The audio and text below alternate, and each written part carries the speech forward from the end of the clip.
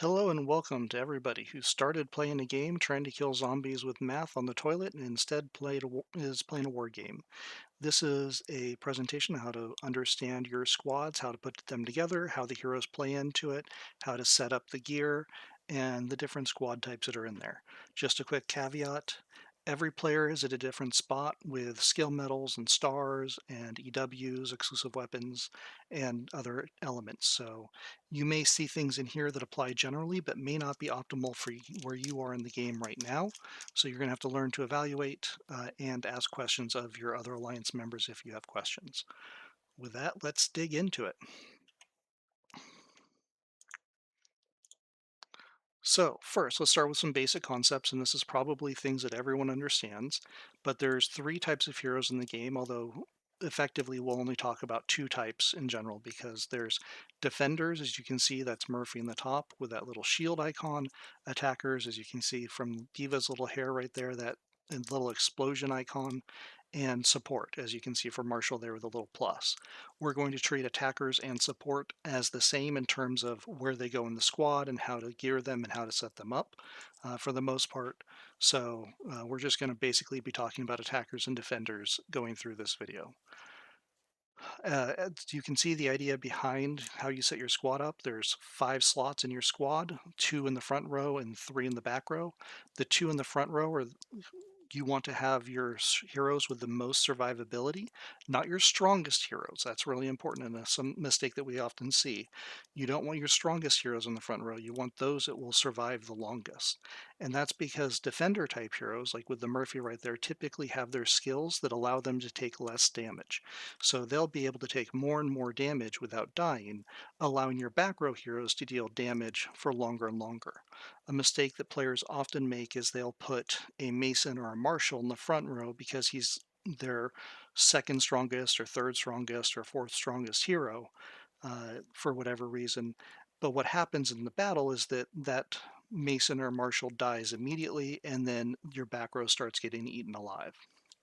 So remember, defenders go in the front row until you have an exclusive weapon hero strong enough to take the spot of a defender in the front row, and then we'll talk about some of the configurations where you would make such a change. And so remember, treat Marshall as an attacker, and the goal here is putting your high survivability heroes in the front row and your high damage heroes in the back row for the most part. And we'll get into, much later in this presentation, some different configurations. So I talked about putting EW or exclusive weapon heroes in the front. How do you know when?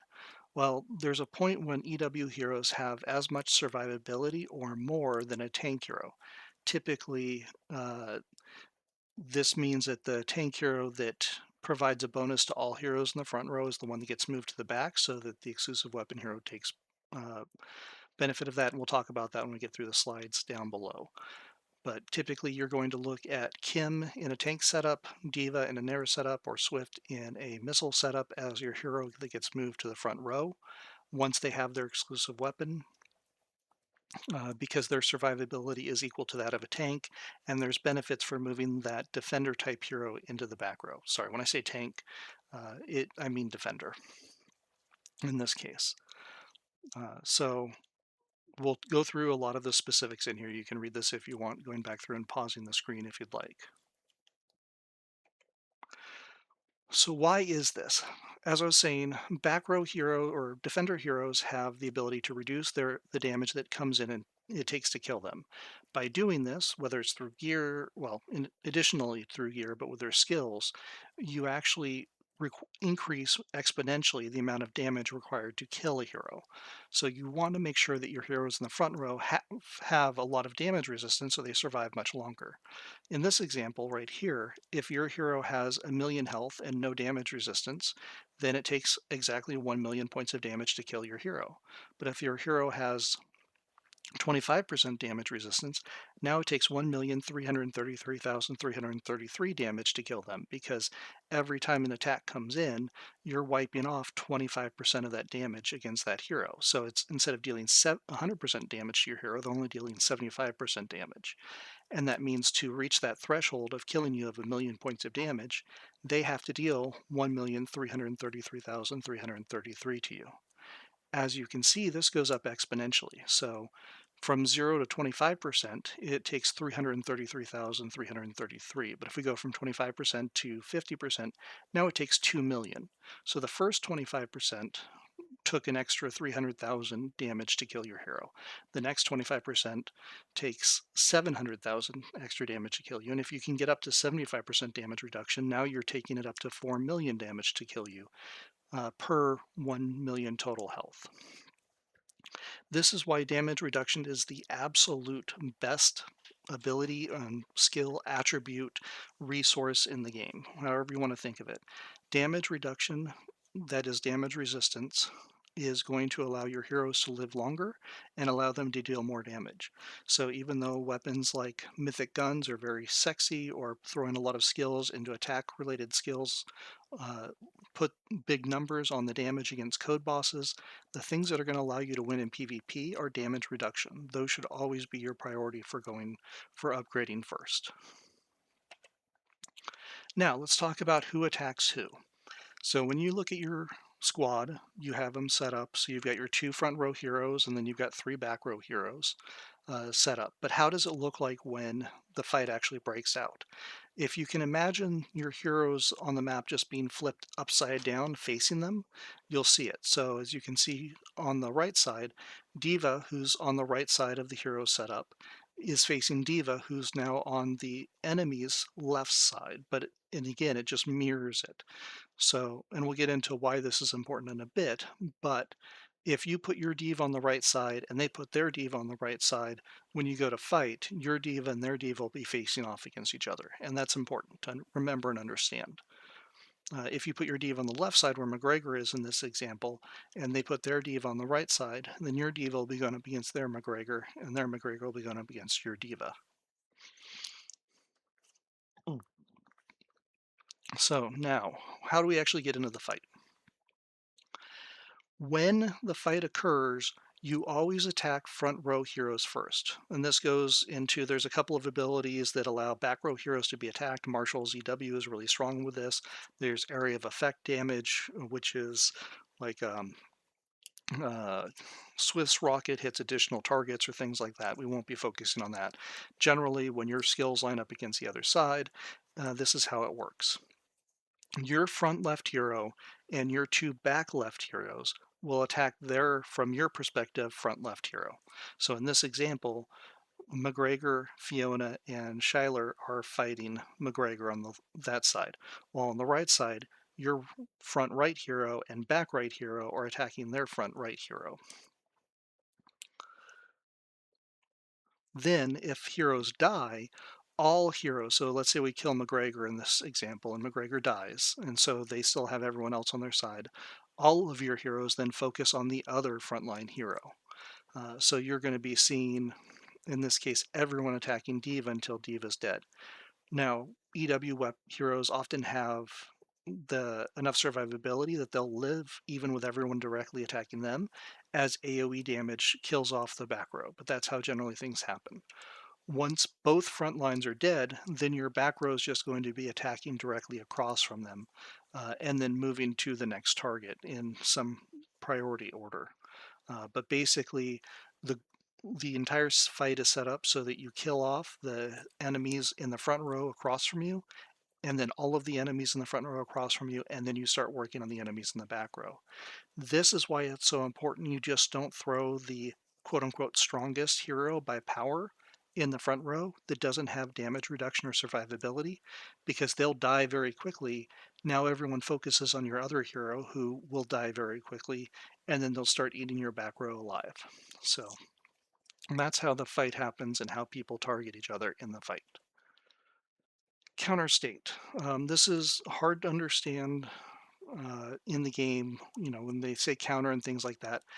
Basically, this is a buff where if you're countering the other side, you take 20% less damage. I think previously in the game it was gave you bonuses, but at this point in the game, it's reducing the damage you take by 20%.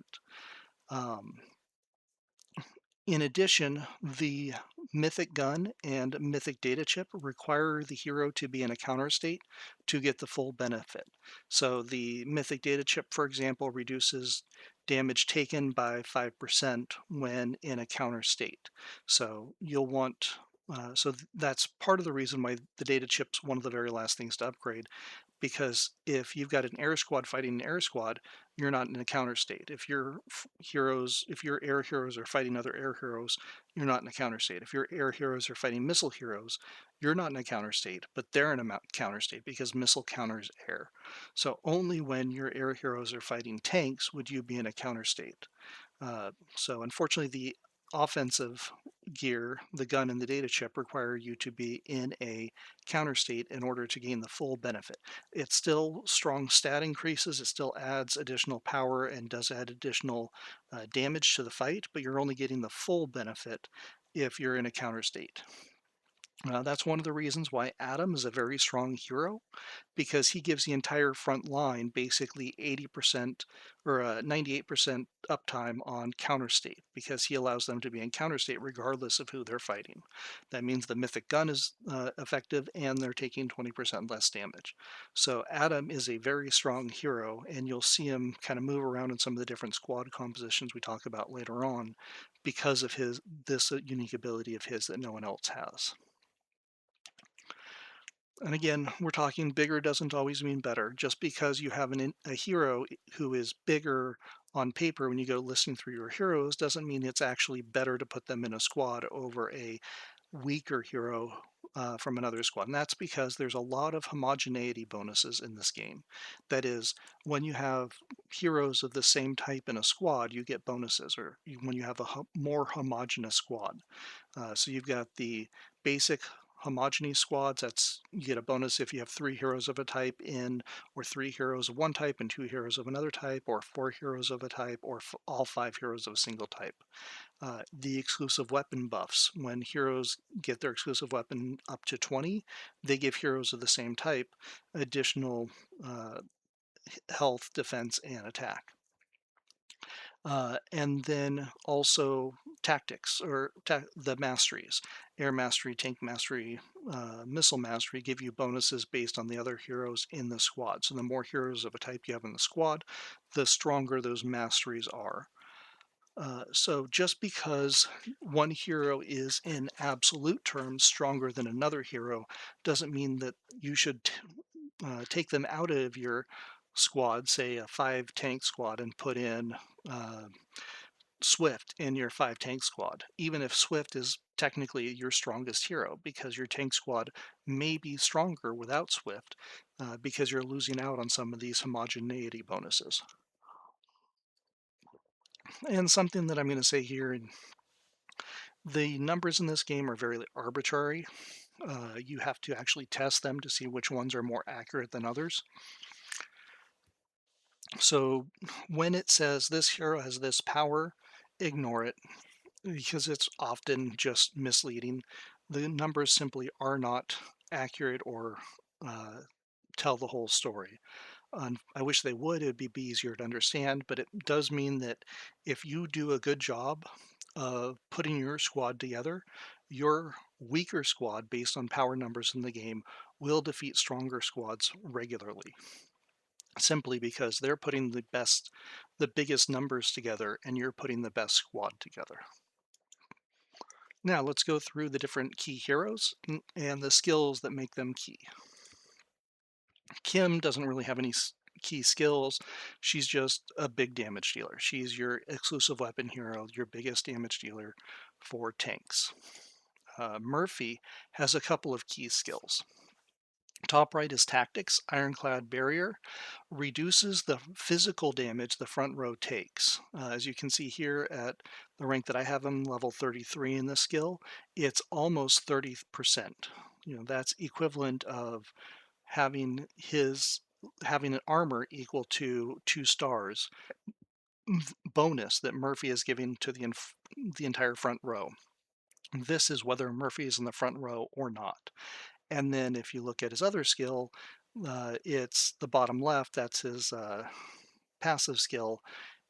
It reduces all damage of all types by the front row by a smaller number. It's not 30%, but it does remove it. That means that Murphy, as a hero, is giving a lot of damage reduction, making it a lot harder to kill heroes in the front row because he's reducing the amount of damage that they take.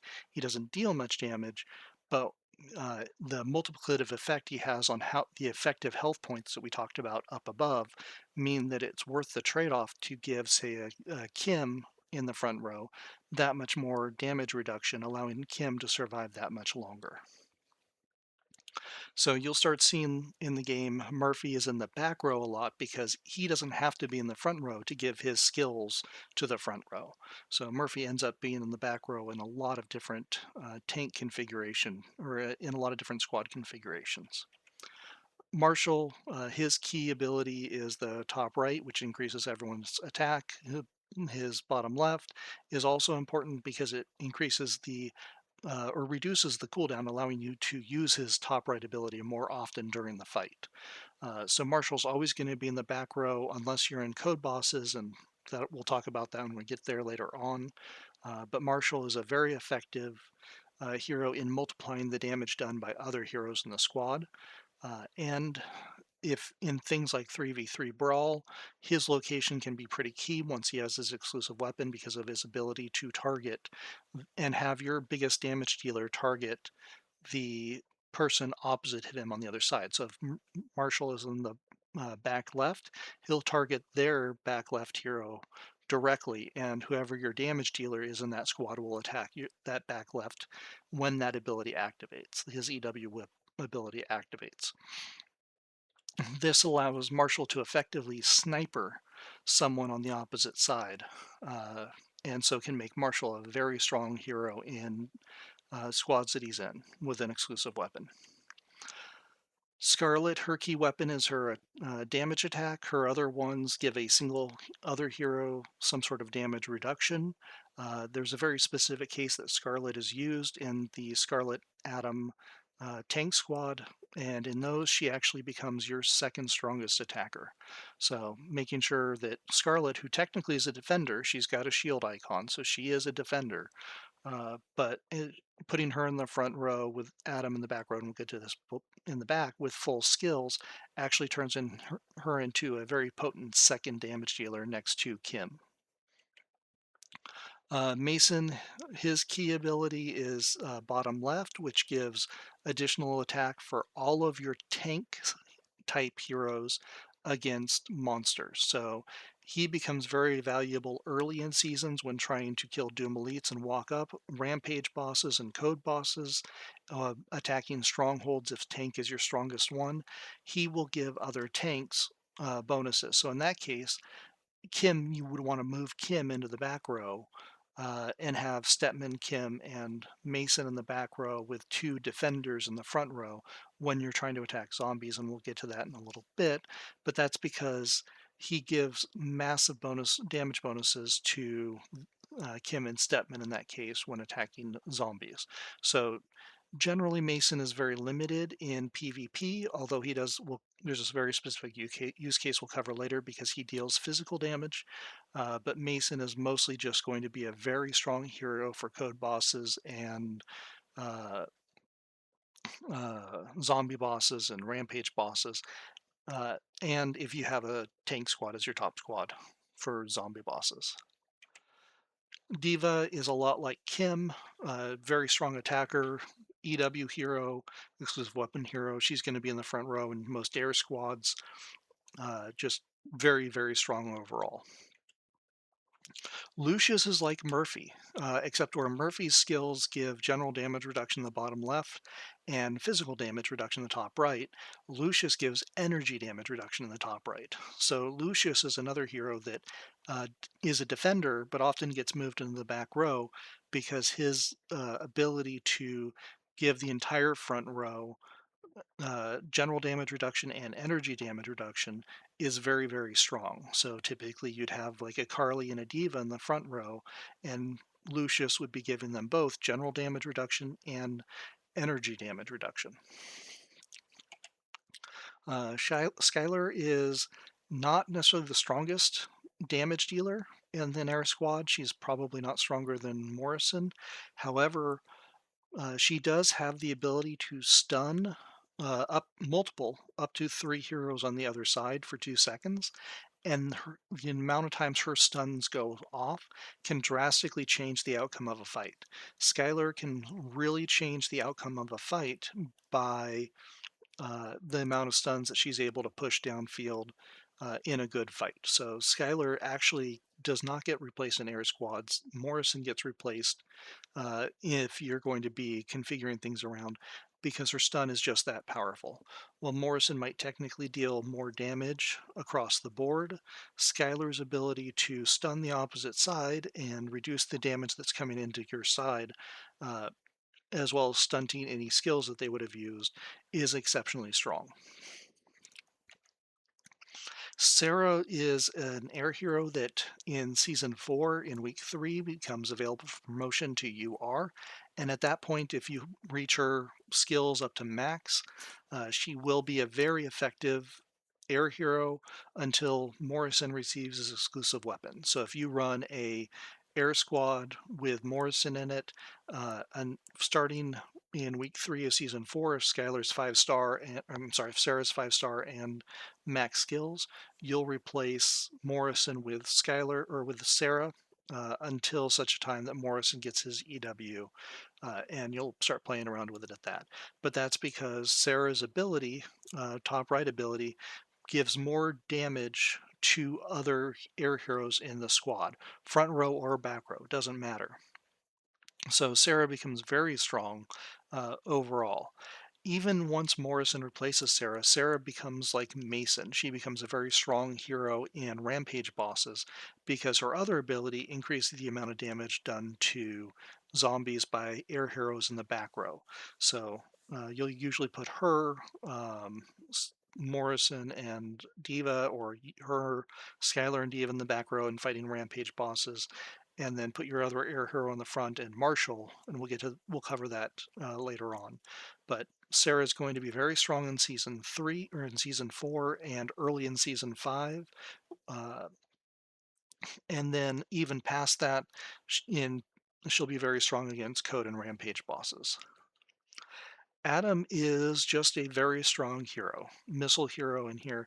He's bottom left ability gives just general damage reduction, which is very powerful. His top right ability is the one that is super powerful, and that gives the entire front row counter state. So what this does is when it's active on the front row, if they have mythic data chips and mythic guns, those are fully activated, so they get their full benefit, the extra damage and the extra damage reduction. And while this ability is active, the front row gets the benefit of being in counter state, which means they receive 20% less damage. So if you have a straight up missile squad with, let's say, McGregor and Swift in the front row and Adam in the back row, you can be going up against another tanks or missile squad, and while this ability is up, even though technically missile doesn't counter missile, your Swift and your McGregor will act as if they're countering the other missile side. So he's not going to deal a lot of damage, but he will drastically increase the amount of damage reduce the amount of damage your front row takes due to them basically always being in counter state. As you can see here at level 30, it's got a cooldown of 9.09 seconds, and it's up for 8.8 seconds. So you're looking at 29 seconds, or 0.29 seconds every 9.09 seconds that it's not up. So it's like 98% uptime. It's super powerful. So that's the basic heroes. And now we're going to talk about gear, and then we'll get into squad compositions. So EW heroes, your EW hero should be the first hero you deck out in Mythic in every slot. While being a strong EW hero, Kim, Diva, and Swift typically are very strong. These Mythic weapons just give them extra damage reduction, extra health, extra defense, extra survivability, allowing them to be even tankier and survive that much longer. So make sure that your mythic gear goes on your EW heroes first, and then put them on other heroes as you go through. Defenders will want their radar and armor as the first to be raised. Their gun typically doesn't matter. Their data chip is less important. Uh, it's more important than the gun, but less important than the radar and the armor. And you'll definitely want to upgrade those first. There's a lot of different guides for upgrading armor or upgrading gear. I'm not going to go into the specific orders and what's the optimal rate. Just make sure that you don't have your gear spread out in really random places. You want your front row defenders to have your best armor and radar, and then back row to have your best guns and data chips. The one exception here is Scarlet in the Scarlet Atom Tanks configuration. In that one, Scarlet is a damage dealer, so oddly enough, in that one, you want your second best set of gear across the board on Scarlet with your best set of gear on Diva. Not Diva, Kim. I'm sorry, Kim in that case. But again, you're just going to be looking at defenders, radar, and armor because these give damage reduction at level 20, level 40, 2-star, and 4-star, meaning that you're going to make your front row survive that much longer when you put those on your front row first and go from there. And then attackers, you want the guns, mythic gun, or the 4-star guns and the 4-star data chips because these increase the damage and attack done.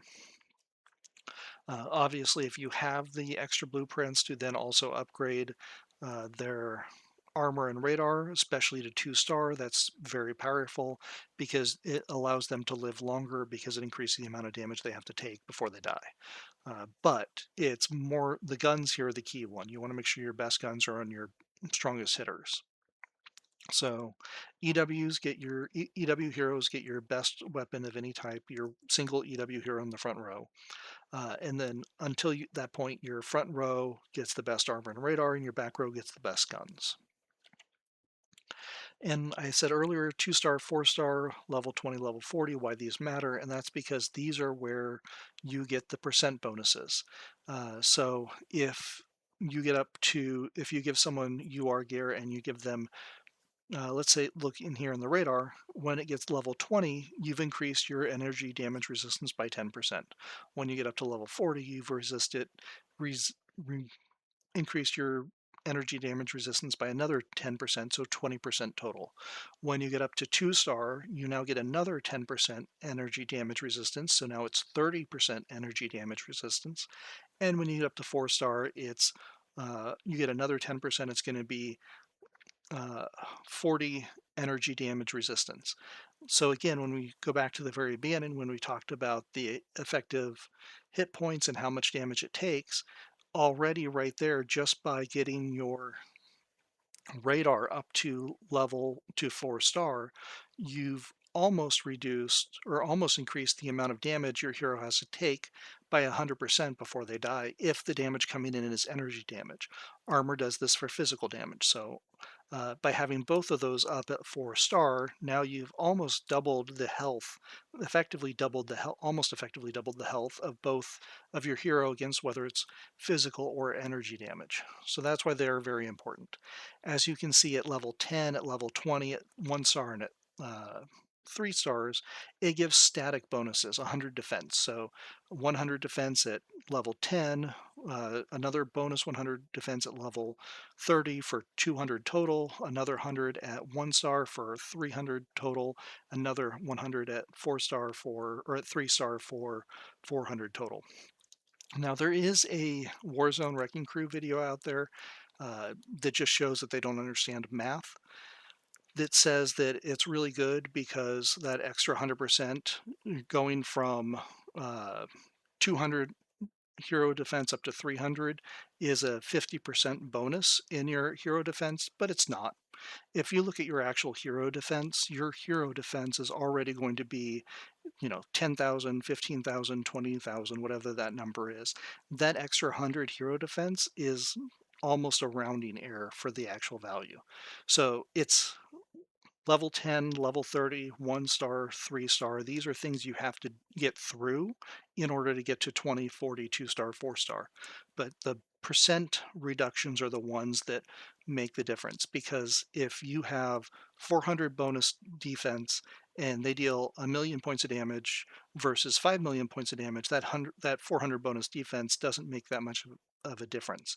But if they're dealing 1,000,000 damage versus 5,000,000 damage, and you've got 40% damage reduction, now you've really dug into the amount of that damage that doesn't matter.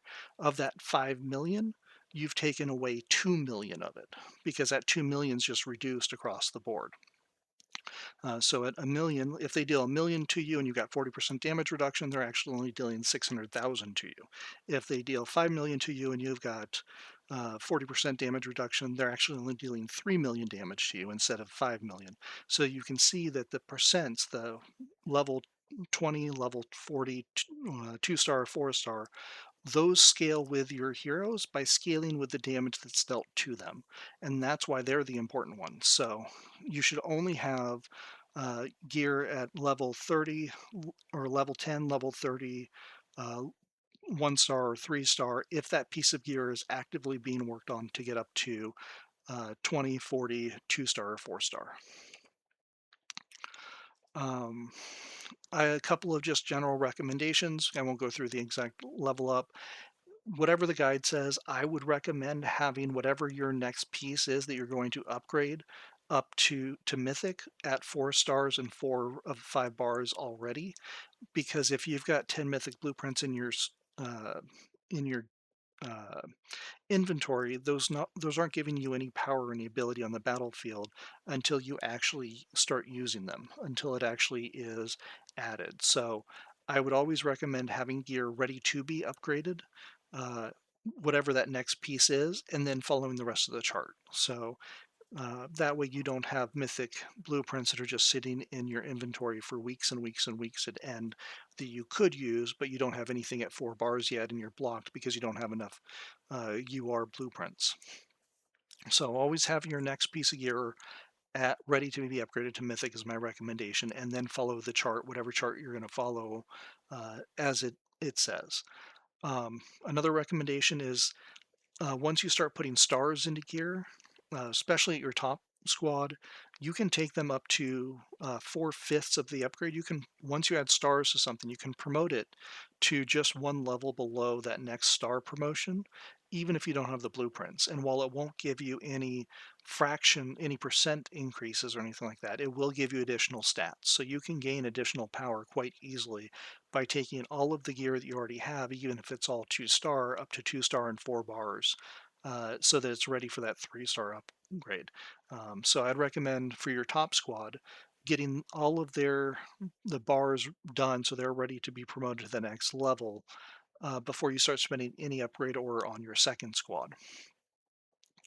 Um, and then outside of your EW hero, where you just wanted it everywhere because the survivability increases, Mythic radars are the strongest uh, gear that you can put on your heroes. So those are the things you want to go Mythic first. Guns are the sexy one, but you want to put your Mythic radars first and have all your guns at 4-star by and large, because that's where you're going to see generally the most impact. There's a couple of very limited exceptions to that. The Scarlet Adam Tank Squad is one where having both Kim and Scarlet with mythic weapons is going to be strong. If you run missiles, your top squad, potentially there as well. But generally, mythic radars are the most valuable piece of gear, followed by mythic armor, and then it's guns, followed by chips at the end typically. So now let's actually talk about the squad setups. What are the different setup options that you have for the different squads? So as we go through here, you're going to see a lot of squads of the same type, and then we're going to go to some hybrid squads. It's important here, and this is where we talked about before, that you do get a lot of benefits for having a squad of 5 heroes of the same type, but will be cases where you'll want to break up that 5 heroes of the same type bonus because of the bonuses that the heroes give you. So in this case, as you can see here, you get having a squad of just 3 heroes, say 3 tank heroes, and then a missile and an air hero. The Everyone in the squad gets 5% boost to hit points, attack, and defense. But if you have 5 tank heroes, now it's 20%. Each of those heroes gets 20% increase in hit points, attack, and defense. When you talk about EWs, that's a little box in the bottom left. All heroes of that same type are going to see their attack, defense, and hit points increase by 7.5% for every hero of the same type. So if you have five heroes of the same type, all five of those heroes are going to get that 7.5% increase. But if you only have four heroes of the same type and one hero of another type, only the four of that type would get that bonus. So you're losing out on that percent bonus right there as well. And then when you look at your masteries, masteries give bonuses to all heroes of the same type. In battle for each aircraft hero deployed, the hit points of all aircraft heroes in the team is boosted. So in this case, 1.2%. If you've got five heroes in the squad that are all air, that's 5 times 1.2 or 6%. If you've got four, that's 4 times 1.2, which is 4.8%. So there are some also bonuses that come into play there. So in general, the easy way, if you don't want to really dive into the specifics, having a squad of all tanks, all missile, all air gives you access to a lot of bonuses in here. But playing with very specific squad compositions can actually make them stronger, and we'll get into that. And this goes back to what we're talking about before with effective hit points and the abilities. If you look at here at this level, Murphy at level 33 in both his tactics and his passive, he's reducing the damage taken of the front row by 17.3%, almost 20%. And then if it's physical damage, he's reducing that by almost 30%. So if physical damage comes in against your squad, he's reducing that damage by 45%, 46%, 47%, almost 50%, which effectively doubles the health of your front row. The bonuses then, if you look at a homogeneous squad of all the bonus health, all the bonus attack, all the bonus defense, uh, don't add up to the sheer amount of damage reduction that you're going to get from Murphy in this case. And even later on in the game, it doesn't really change because damage reduction gets better the more of it you have. So as your gear increases, Murphy actually becomes even more valuable in a squad that may not be a tank squad because of the damage reduction that he provides. So we'll get into this as we go through the different squad types. And just to give you an idea of who counters who, Lucius gives protection against energy damage, and you can see here both aircraft and tanks have two heroes that deal energy damage. Missile has one. Murphy gives physical damage reduction, and as you can see here, you've got two secondary tank heroes, two missile heroes, and two air heroes that are all primarily physical damage reduction or physical damage dealt. So we'll get into this a little more, but it just goes to show you that against air or tank squads, Lucius is really strong because they're going to have a lot of energy damage, and Lucius is going to counter a lot of that. Against missile, because you've got Swift and Fiona. Against air, somewhat because you've got Morrison or uh, Sarah. Against an Adam tank squad, an Adam Scarlet tank squad, having Murphy in the squad is going to be effective. It's always going to be a game of asymmetric warfare because you'll never be able to counter everything perfectly, but understanding where these heroes counter things will be very beneficial. So let's get into it. Your basic five tank hero squad. Its counter state is against missile, meaning it's going to heroes here will take 20% less damage when they're directly attacking a tank hero or directly being attacked by a tank hero. Air is going to be strong against this squad, but basically uh, the pros of this, you're going to have a lot of protection against physical damage because of Murphy, but also Williams, his skills tend to be physical damage reduction related, which means that this squad you're going to be upgrading radar first to kind of close that gap because you don't have skills based energy damage reduction. For the first several seasons of the game, the tank heroes are the ones that get their EWs first. You tend to unlock tank heroes first, so it's kind of first out of the gate and easier, especially if you're free to play to upgrade, and has a lot more flexibility because there are just a lot more tank heroes. So you've got a little more flexibility in the different squad comps that you can kind of put together. It as a con, a tank squad lacks energy damage reduction, so it's in addition to air heroes, for example, dealing uh, receiving 20% less damage when your tank heroes attack them, with two of their heroes also being energy based in Skylar and Diva. There are also no skills kind of closing that gap, reducing the damage there. So you'll be taking relatively more damage, comparatively more damage. If a million energy damage comes into a tank squad versus a million physical damage, because you don't have skill based damage reduction, you'll end up taking more of that energy damage and reducing less of it. So we'll see that as kind of a common theme that occurs in a lot of these cases where a homogeneous squad has a hole that another type of squad specifically can exploit. Air heroes. So this is your typical squad. You're going to have, and again, uh, Carly and Diva in the front row, and oh, that's a good point here too. Going back to the tank hero, Williams and Kim in the front row. That's because Williams, like Carly in the air hero and McGregor in the missile hero, have damage reduction skills, but only for themselves. They don't give those damage reduction benefits to other members of the squad. As you can see here in the tank hero, Murphy's in the back row, Lucius in the back row, and Adam in the missile squad will be in the back row because their benefit is the entire front row. But Air Hero Basic, it's going to air heroes will take less damage when being attacked by tanks. Missiles will take less damage when your air squad is attacking them. It's very strong against tank, which means if you're going up against free-to-play players or low spenders, they're most likely going to be tank. Their top squad's most likely going to be tank. So an air hero squad is generally going to be very strong against most free-to-play and low-spending players.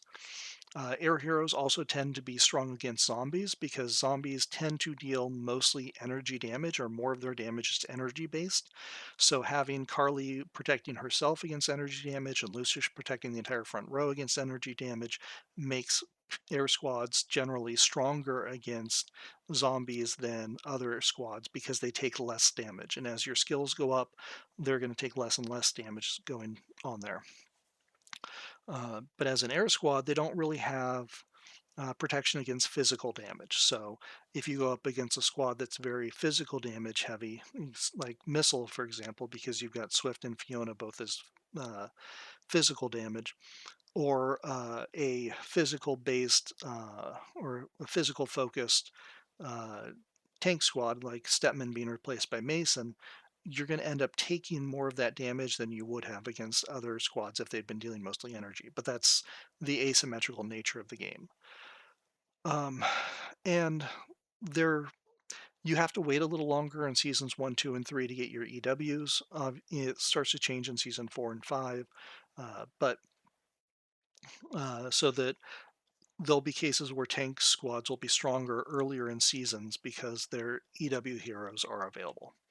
Missile heroes, you're going to have McGregor and then Swift or Tesla, whichever one in your front row, typically Swift, but I've seen arguments for Tesla, uh, especially if you're looking to swap, if they're both equally strong and you're looking for one or the other to uh, ba- based on the squad you're attacking. Obviously, Swift deals physical damage, Tesla deals energy damage. So if you're going up against a tank squad, having Tesla being buffed by Adam, if they're all else being equal, would be a stronger damage. If you've got going up against an air squad, Swift being physical would tend to deal more damage. Okay, so the benefits of having a 5 hero missile squad: Adam makes the front row a monster, whether that's Swift or Tesla in the front row, because of that counter state that we talked about. You have 3 damage dealers in the back row, or 3 damage dealers total, where the other squads can tend to have 2+1. Like Marshall, it doesn't deal any damage. Skylar deals damage, but not as much as Morrison. So there's some gradients there. Benefit is the heroes in this squad have general damage reduction that is pretty good. For example, McGregor gives the entire front row uh, counter state, which means they're taking 20% less damage regardless of which hero type is facing them. That's very strong, but there's no specific benefits. As you saw with the damage reductions above, uh, Murphy can give 30% physical damage reduction. Well, if counter state's 20%, so 30% is better than 20%. But the 20% is against all all damage types, whereas Murphy's damage reduction is only against physical. So again, we get into that asymmetric. There's always a good reason, but there's always a except for type of example. And generally, the skill-based damage reduction is lower in missile heroes than you get when you're talking about the straight-up physical or energy damage reduction of a Murphy or a Lucius. Now let's talk about the Murphy Air Squad. There's two variants of this. The first one is uh, you replace uh, Carly, and you have Lucius and Diva in the front row with Morrison, or starting in season 4, Sarah, and then Skylar and Murphy in the back row.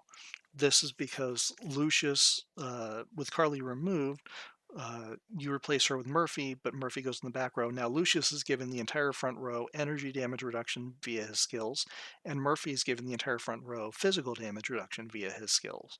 You still have three very strong attackers. You've got Diva, you've got Morrison or Sarah, and you have Skylar. So this is a very strong, aggressive setup. Conversely, if you really go hard in the damage reductions, you've got the turtle variant of the uh, Murphy Air Squad, and this is you keep Carly in the squad.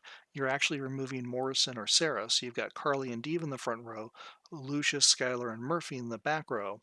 And in this case, Carly's helping keep herself alive, and then Lucius and Murphy are helping keeping the entire front row alive. You deal less damage, generally per second, because you've removed Morrison or Sarah. You're more reliant on Skylar's stun, and so it's a little more RNG based there. But this squad type will be able to take a lot more damage than the Morrison Sarah version of the Murphy Air Squad. So you have a couple of different variations depending on how you want to play this out, and there's some pros and cons of each type out there. And we just kind of went through all of that information here. Now, the Scarlet Atom Tank Squad. This is a very strong squad for free-to-play players, especially once it becomes available, because it doesn't require some of your heroes to have exclusive weapons to be highly effective. In this one, you've got Scarlet and Kim in the front row, and they end up as your primary damage dealers. Kim, obviously, but Scarlet surprisingly. And in the back row, you put Murphy, Marshall, and Adam. So you've got Murphy giving the entire front row physical damage reduction. You've got Adam giving the entire front row general damage reduction, plus counter state for an additional damage reduction, and Murphy gives general damage reduction to the front row. Uh, but you also then, with the counter state, uh, if you've got mythic guns on Kim and Scarlet, they deal the extra bonus damage from being in counter state that the mythic gun provides. And you've got Marshall buffing the front row. So here, high survivability, you've got three defender hero types, two of them that are buffing the entire front row, so that's a very strong survival setup. It's low investment because Scarlet obviously is a promoted SSR hero, will not have an EW, so this is very effective. It kind of caps out skill medal investment as well. You can only put 30 skills, raise skills up to level 30. So this is a relatively easily obtainable squad. So if you're free to play or a low spender, it's very strong. And because there's a lot of general damage reduction, this squad fares well against air squads. The issue with this squad is it has a ceiling. There's a point at which it doesn't really get much better because Scarlet will never get an exclusive weapon. And so there's kind of a cap. There'll be a point which uh, it doesn't grow anymore. But if you're free to play or a low spender, that that limit, that point might be fairly far down the road. So this might be a very viable option starting in season 3 when Scarlet goes UR for low and free to play spenders. And then damage is concentrated in the front row. As soon as a front row hero dies, obviously your damage output drastically decreases. So that is the Scarlet Atom Tank Squad. And then I'm just going to touch on this one a little bit. There's not a lot to go into this. This is the tank squad that's focused against air, and that you've got Williams and Kim, and then Mason instead of Stepman because Mason deals physical damage, and then Marshall and Murphy. Generally, if you're looking for a tank squad, for your top squad that's going to be strong up against air, I would argue you'd probably want the Scarlet Atom squad instead. But this one, because Mason has one skill that only is effective against zombies even after promotion to UR, whereas Stepman has two. So Stepman tends to be a stronger general PvP player. But if you know you're going up against an air squad, because Mason deals physical damage in air squads, natural gap is they don't have any physical damage reduction via skills. Mason can end up being a stronger hero in when tanks are trying to fight air squads. So this is another one to be aware of out there as you go forward. Now let's talk about code and rampage bosses. As we're going through here, these squads look nothing like your other ones. That's because code and rampage bosses deal zero damage. So it doesn't matter who you've got in the squad. You don't need defenders in the front row. Sometimes you still have defenders in the squad for specific reasons, but you don't actually need them in the but they're not there to absorb damage. They're there because of other reasons. So, kind of from the very beginning of the game, as soon as you get all the heroes, when you're fighting against rampage or code bosses as a tank, the ones that take 150% extra damage from tanks, you're going to want to put Marshall in the front row, your strongest non tank hero, whether that's Diva, Swift, or Tesla, next to them in the front row, and then you want Stepman, Mason, and Kim. This is the setup because Marshall buffs all heroes regardless of they're in the front or back row, so it doesn't matter where Marshall is. But Stepman and Kim benefit from Mason's ability, and Mason's in the back row as well, where he buffs all hero types against zombies, or all tank hero types against zombies. So in this configuration, Mason's third ability, which is basically useless for PvP, is effective. So Stepman, Kim, and Mason in this case will all be dealing additional damage against zombies set up like this. So this is your code or rampage boss. So code bosses being Monday through Saturday, rampage bosses being every other Sunday. When you look at the code bosses that take damage from missiles, weirdly, Marshall gets moved into the back row, and that's because of Adam. Again, Marshall buffs heroes regardless of where they are, where Adam buffs the front row. In this setup, uh, you want Marshall in the back row to buff everyone's ability, but then Adam in the back row because he is going to give his buffs to Tesla and Swift, allowing them to deal a lot more damage against code bosses. So Fiona stays in her spot, and you're just going to have Swift and Tesla in the front row, Fiona, Marshall, and Adam in the back row, and this is your missile setup.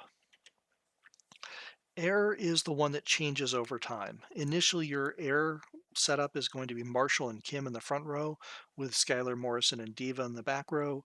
Again, even if EW here with all the weapons, Diva in the back row in here is just generally how it's set up. Um, the Marshall buffs everybody. Kim's just going to typically be your strongest damage dealer. In addition, she gives you that 3+2 setup where you have three heroes of one type and two heroes of another. So you're getting that extra 5% bonus attack that you wouldn't get if you had, say, Marshall and Swift in the front row, because you just have three heroes of the same type in the back row. Where this does change is in season 4 when Sarah becomes UR. You will want to move Sarah into the squad and remove Kim. Typically, you put Kim or Morrison then in the front row and Sarah in the back row. So you've got Skylar, Sarah, and Diva in the back row. But you want to play around with it because, again, it's going to be highly dependent on where you specifically are with your skill medals and who has skill medals in which areas and your different technologies and everything else. But generally, you've got Marshall in the front row, and then either Morrison or Sarah in the front row, or again, it could be Skylar. Just depends on where your skills are at. And then uh, the big thing is going to be Diva in the back row with your second and third strongest against zombie uh, air heroes, because like Masons, Sarah has an ability that increases the damage done to zombies for all air heroes in the back row. That's why Sarah will become a mainstay of the Rampage and Code bosses starting in Season 4 once she's promoted to UR. All right. So with that, we go into the discussion of how do you choose what top squad you want to have. Obviously, there's going to be spending. Are you a free to play? Are you a low spender? Are you a high spender? If you're a higher spender, you're going to have a lot of flexibility in the squad compositions because you're going to spend your spread resources among multiple squads. If you're a low spender or a free to play, a Scarlet Atom or running Tank Squad as your top squad may end up being the lowest investment. And in this game, it's better to be tall than wide. So just focusing on a squad and going with that squad is going to be very valuable. So as long as you just commit, you're going to be making the right decision. This is laying out the different setups as it. Um, if you're kind of a mid spender, you might see a Murphy Air Squad as the more attractive because it provides a single squad to focus on, but it works against a lot of squads. It just requires a little more investment to continue maintaining its strength than a Sarah or than a Scarlet Atom tank squad, but it also doesn't have the ceiling that a Scarlet Atom tank squad has. And then your willingness to min max is also another one. If you're just YOLOing it, if you're not willing to put the time and investment in to figure out what's the absolute best, a homogenous 5 squad setup may be better for you because it's just going to be easiest to focus all of your attention, or a 4+1. The big thing is don't continuously try to swap around your top squad. Don't chase metas. They're going to change every season. For a long time, Missile was considered the best combination, and then season 5 came out, and Tank suddenly became better. So the quote unquote best or the meta is going to change every season. If you're not a big spender, you can't chase the meta. So instead, you should focus on the squad that's best for you. But within that squad, you should be willing to min max or focus on that. Skill medals and upgrade ore are critical. Uh, your top squad should be getting all of your skill medals and all of your upgrade ore until you can't upgrade anything else. Uh, and then you should always be ready to upgrade those as soon as you have the opportunity, whether that's adding EW levels, whether that's getting to HQ35, whether that's getting more UR blueprints and upgrading. But you should be putting all of your upgrade ore and all of your skill medals into your top squad until there's no other place to put skill medals and upgrade ore. Um, and if you're trying to make a decision, generally defensive gear is never going to go wrong if you continue upgrading defensive gear. And how long is a squad viable? Pure air, pure tank, pure missile, they're going to be viable squads throughout the game. Murphy Air seems to be a pretty viable squad throughout the game. Some squads have limited lifespans. Scarlet Atom is one I've talked about extensively, but also Sarah replacing Morrison. How long will change just because Morrison gets his EW in season 5 doesn't mean that if you have Sarah in your air squad that you'll immediately replace him. If you're a free-to-play player who mains tank, it might be easier to have all of the skill medals you need to make Sarah effective and not really have enough to invest in Morrison's EW, so Sarah may stick around in your air squad for longer. It's just important to know that where you are in the game, some squads will have different lifespans, different strengths and different weaknesses. And then starting in season 4, tactics cards get introduced, and that changes things because the tactics cards you have also may play a big part in how you want to configure your squads. And then season 5 is the last one where we get exclusive weapons for original UR heroes. So I'm not sure exactly what happens in season 6 around that. I haven't looked into that yet. But these are all things that have an impact on the viability of squads in the long term. So now your decision. Again, I've said it a little bit, but I want to reiterate your best squad is the one that you choose to make your best squad. Uh, there's a lot of different options. It's a game of asymmetric warfare. There's not a perfect squad. If you had unlimited funds, if you were T-Mac before he left, Missile might be best just because it's got really strong reduction across the board, really strong powers. It's got a good combination of physical and damage reduction, but you have to be able to invest at the highest levels to keep that up there. Other than that, there's a lot of different combinations where Lucius or Murphy or Adam get moved around to different squads to kind of mix and match that are out there. But again, that's players that have a lot of resources to plug into the game. If you don't, then you just want to make sure you're focusing on your squad that's going to be better, making it as tall as you can possibly make it. Tall versus wide mean if you focus on one squad, you're focusing on being tall. If you focus on all three squads, and you're focusing on being wide because you got a wider base. But because of the exponential nature of this game, tall will always beat wide. And again, I'm not going to tell you that there's a right answer because there's not. You're always going to find someone that's configured in a way that's going to beat you, uh, unless you're that guy from 1492 that is even bigger than T-Mac. So you're not going to be able to pick a single setup that's going to be perfect 100% across the board. You're going to have to live with the fact that sometimes there will be squads that are just set up to beat yours, and go with it. Just pick and commit. The only wrong answer is not making that commitment. Now, a couple of extra things that are related to squads that I want to talk about just in general. Monica, who should never be in your PvP squad, should has a massive amount of value as a hero, and that's because of her treasure hunter skill. Her treasure hunter skill increases the amount of RSS you gain when you hunt Doom elites. Um, as you can see here in this screenshot, she increases the RSS you gain by 77% when you've got her skills maxed out at 30.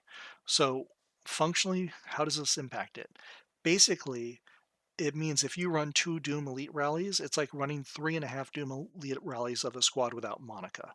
So if you are just using your 15, if you just need to use up 300 stamina to open up your drone arms race, that means that instead of running 15 rallies, you're effectively running, oh God, I wish I had done the math on that. You're basically running 26, 27 rallies, 20, probably closer to 26 rallies of RSS because of the bonus RSS. So you can see that is a massive amount of bonus RSS. So if you should never run unless it's very late in the arms race and you just have to get it done, or it's early in the arms race but you have a very limited amount of time to spend your stamina. You should never run all 4 squads at the same time when you're running Doom Elites to use up your stamina for arms race. Now it's important to understand that gold zombies don't count. Doom walkers may count, but the first one's valuable, so we don't really care about that. And the 2-day event, so the smuggler that you go after, those also Monica doesn't get bonuses against those. But when running against Doom elites, it's always better to run one at a time with Monica. You will get that much more resources.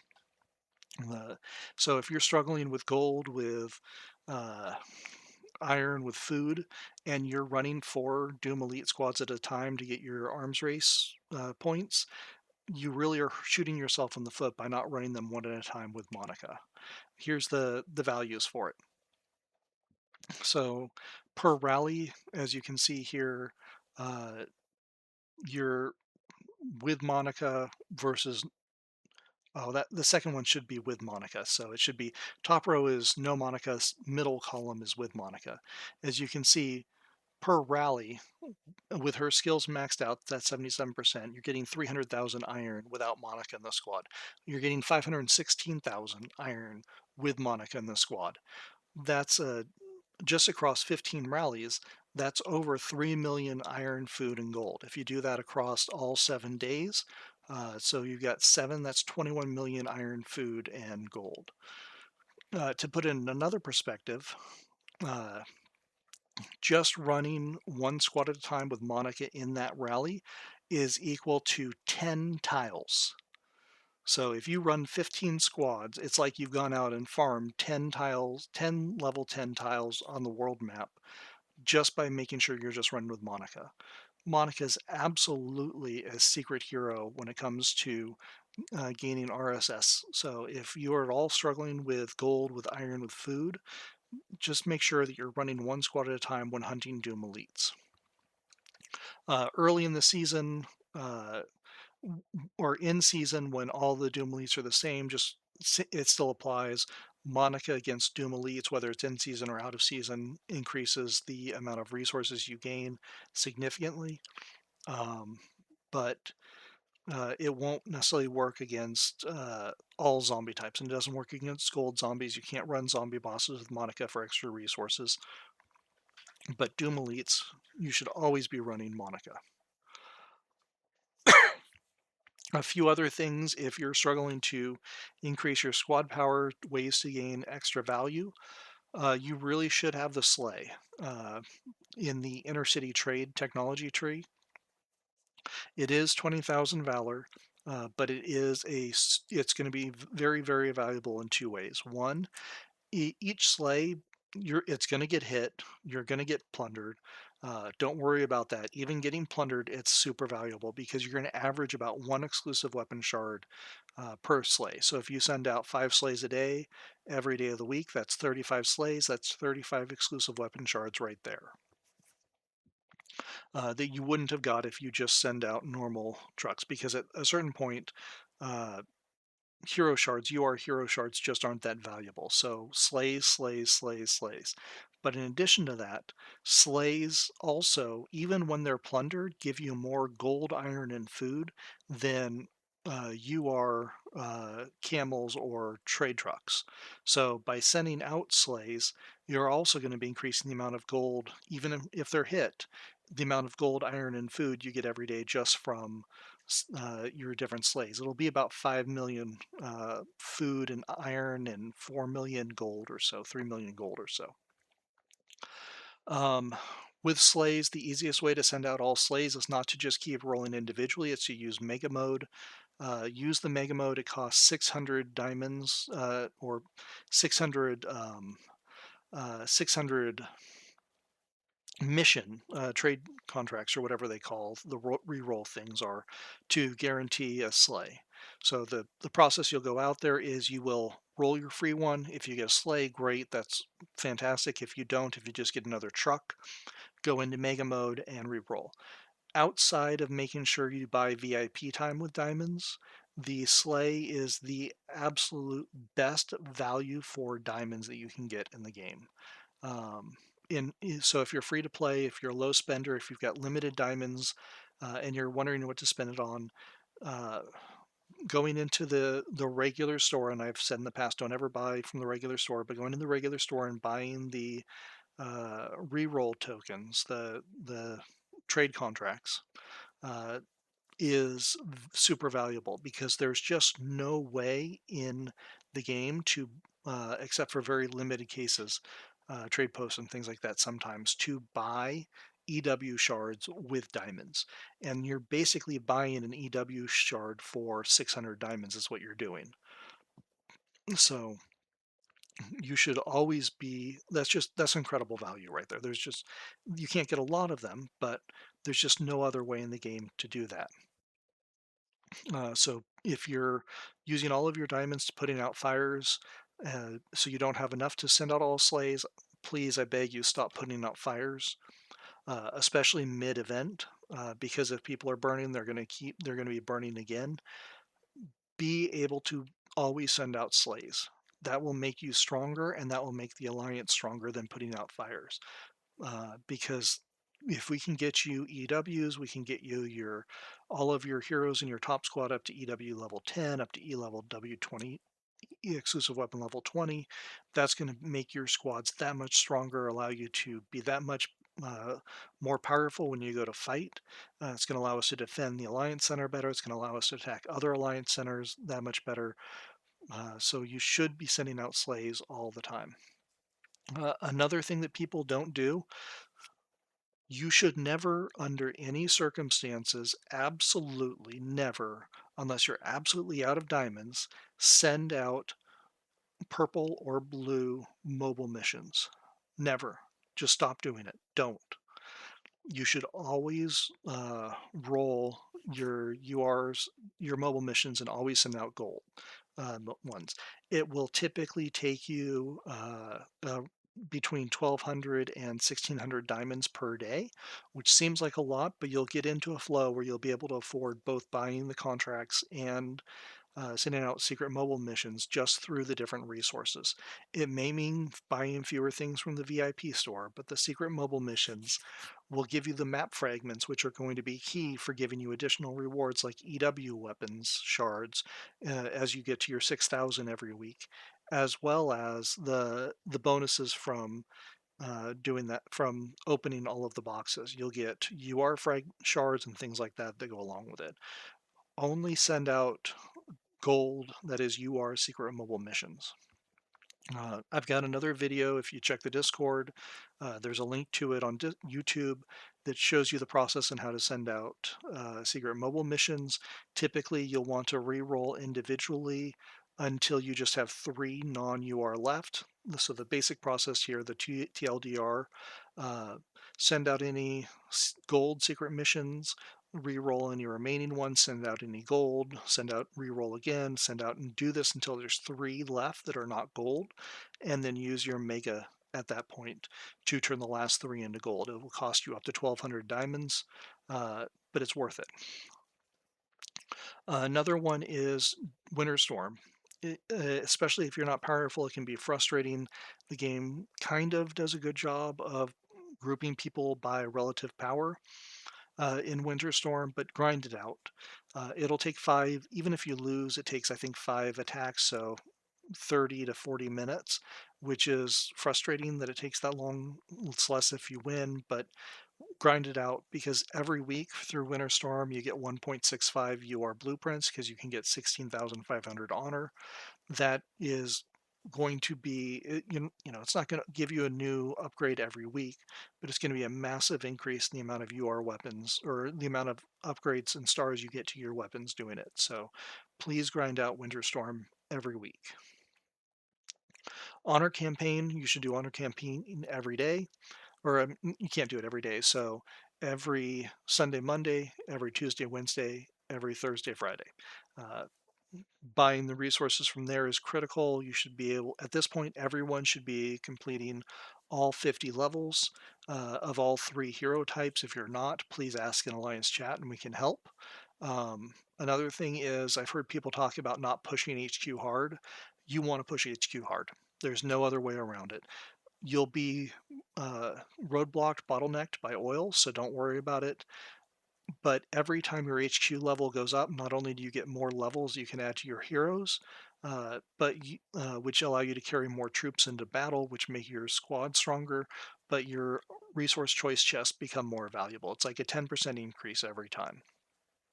So you're literally leaving millions, if not tens of millions or even hundreds of millions of gold, iron, and food on the table if you don't push your HQ. Try using up all of your blues, then all of your purples, and finally all of your gold boxes if you have to, in that order. Uh, but do push HQ 35. Try to get HQ 35. As we covered before, send out only Monica for Doom Elites when you're farming resources, unless you're just out of time and you have to do it in order to get the arms race points. Obviously, life happens, and if you don't have the time, do it. Always do the arena, just like we're talking about Winter Storm is 1.65 UR blueprints per week. Doing the arena, which takes 2 minutes every day to do your 5 wins or your 5 fights, depending on which one it is 4,900 honor per week or half a UR blueprint, which means between Winter Storm and Arena, you're getting 2 UR blueprints per week, which means you're getting every week or every 2.5 weeks you're getting another star on your gear, so it's definitely valuable. Or fraction, like you know uh, you're gonna, I guess that's not quite true, depending on where you're at and what you're trying to upgrade, but as you can see, every 2.5 weeks you're getting 5 blueprints, so you're getting them at a fairly good decent pace from that one. Remember to do your overload trucks, not just your regular resource trucks, but your overlord trucks. The reason for that is those key levels 100, 200, 300. When you hit those, you have a higher percent chance of every hour receiving a purple box or a gold box to roll to get more monkey resources. So just remember to keep doing your overlord truck every so often so that you're not sitting at 180 when you could take it up to 203 because 203 is that much better than 180. And it goes without saying, try and take part in all alliance activities because of the rewards.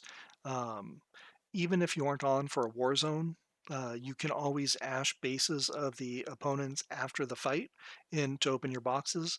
So if you're not on because you have family obligations, which is often what happens on a Saturday, you can still log in later on Saturday, find bases. They're almost always bases of the enemy somewhere on the map. Send your squads out, ash that base. It likely won't have any troops anyway, and you get points. I think you get 50,000 points for every time you ash a base. Plus, you get points for dealing durability damage. So it can eat up a chunk of stamina, but you will get all of your. Uh, you will open all your boxes. It's absolutely worth it to do it. Um, Plundering bases, just do it. It doesn't matter if all that the base has left is food or iron or both, and there's no gold. Every bit of food or an iron you get at this stage is just a choice chest that you don't use on food or iron that you can then use on gold. So think of it that way.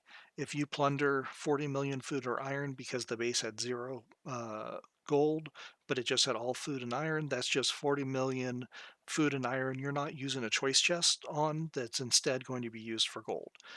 So don't worry about the ratios, just make sure you get to your red plunder every day. And then, as we said, plundering mobile missions, you should only be plundering 6-star and up mobile missions. You should only be plundering UR mobile missions. And I would highly recommend you focus on the skill medals because those are the things that are hardest to get. There are lots of ways of getting upgrade ore, including the buildings in your base, but there are relatively few ways to get skill medals. You need literally, like from the start of the game to maxing out of your characters, you're going to need tens of millions of both. But skill medals are harder to get to. So I would strongly, strongly, strongly recommend only skill medal plunders. Never ever plunder RSS boxes. You're just leaving the value on there. It's always about gaining the resources that are hardest to get, and the plundering secret mobile missions give you access to something that's almost impossible to purchase anywhere else, which is skill medals. While there's lots of ways of getting RSS, you can go to tiles, you can hit Doom Elites, you can go after gold zombies, you can plunder bases, you can upgrade the buildings in your base. So there's lots of ways of getting RSS, but very few ways of getting skill medals. There are more ways of getting upgrade ore than skill medals. You've got your buildings, your smelters, and your base. You've got different alliance activities that can give you at times even like 10,000 upgrade ore at a time between all the different rewards. Uh, but if you're looking for what you should, everything you do should be you should plunder 6-star and up gold missions, and they should always be either skill medal or shinies with the extra boxes. And I do suggest that you upgrade or you plunder skill medals over shinies because the other rewards you get from shiny boxes just aren't that great. It basically works out to 80 purple boxes is equal to plundering one skill medal secret mission, and you're not getting 80 skill box or 80 purple boxes from a single plunder. So uh, 6-star and up, your skill medals should be your primary focus when plundering secret mobile missions. And that does it. So that was a lot. If you've made it all the way through, hopefully this helped. If you listen to it on multiple 2 times speed or whatever, let me know. But that is the end of this presentation. So thank you for learning more about this game. We all downloaded to kill zombies on the toilet with math, and now we're in the middle of this big fight war game. Have a great day.